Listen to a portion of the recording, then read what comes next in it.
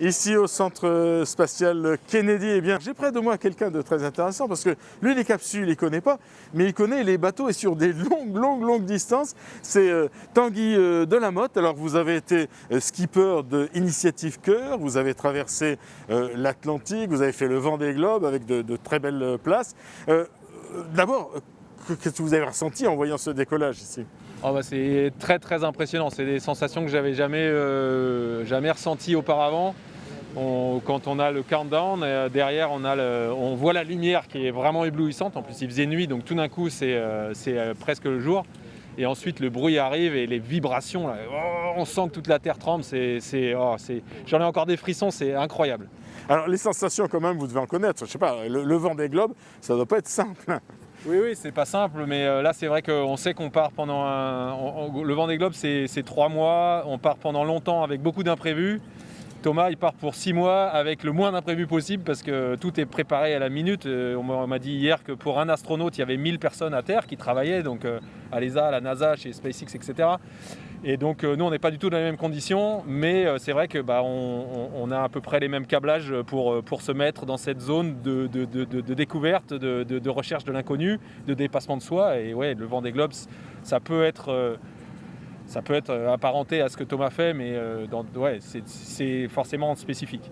Ce sont des missions de longue durée. Oui. Bon, et vous avez un but.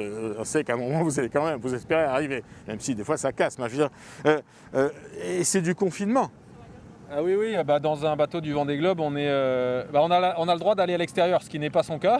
Oui. Enfin, lui, il a la chance de sortir 1 ou 2 fois. C'est pas recommandé. Voilà, mais c'est pas recommandé. Non, nous, on a quand même l'espace extérieur, mais on est dans quelques mètres cubes. Donc effectivement, là, ils vont se retrouver à 11 dans la station spatiale pendant une semaine. Ça va être serré, non, du coup, le confinement et l'éloignement, oui, effectivement, on vit les mêmes choses. On vit la solitude en plus de ça. On sait dans le fond de notre tête que quand Thomas était dans l'espace pendant mon deuxième Vendée Globe, ça aurait été l'être humain le plus proche de moi à 400 km au-dessus de la Terre, parce que moi souvent je suis à 1000 km de la Terre ou 2000 km, donc on sait qu'on est loin et on vit plus la solitude que ce qu'ils peuvent vivre dans l'espace, mais c'est des phénomènes mentaux et psychologiques qui sont peut-être un petit peu différents, mais là le voyage est court. Ensuite, il a un séjour long, on va dire, sur lequel il a beaucoup de travail qui a été préparé pour lui. Et nous, on est en compétition, donc c'est pas tout à fait la même ambiance quand même. Il y a un côté environnement extrême. Oui, environnement extrême, bien sûr. On respecte, on est tous les deux dans des véhicules qui nous protègent et qui nous embarquent dans un endroit où on est de passage. Et donc il faut que ça se passe bien, on se fie à la technique. Et c'est vrai que quand j'ai eu la chance de traverser l'Atlantique, on a ramené mon bateau de course du Brésil jusqu'en France avec Thomas, on a passé 2 semaines ensemble sur Initiative Cœur et on faisait beaucoup de parallèles entre sa vie dans l'espace et son rêve de repartir à l'époque, etc. Et c'est vrai que c'est incroyable d'être là aujourd'hui et d'être là pour son départ. C'est vrai que les départs de course, c'est un peu pareil. Il y a beaucoup d'amis qui viennent nous voir et puis en fait, on ne peut pas vraiment partager avec eux ou avoir beaucoup de temps. Puis le soir, ils font la fête alors que nous, on est partis sur l'eau. Lui, il est parti là en quelques minutes. Mais il a déjà vu de la Terre. Ça doit être incroyable d'être là-haut aussi vite en fait.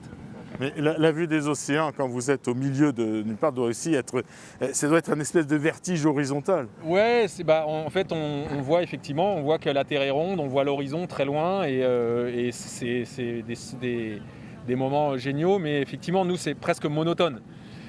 Parce qu'on voit que la mer et les vagues, mais les couleurs changent, les vagues changent, notre humeur change aussi en fonction de notre sommeil, de nos contrariétés, de nos problèmes techniques. Donc non, c'est jamais...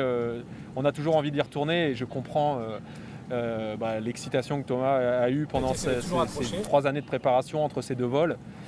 Dans laquelle on a fait notre traversée ensemble, et c'est vrai que c'était super de partager ces moments parce maintenant on a des liens assez forts, et c'est vrai que de vivre un départ de vol habité, je discutais avec des gens là qui effectivement, on sait qu'il y a Thomas dans la fusée, c'est autre chose, quoi.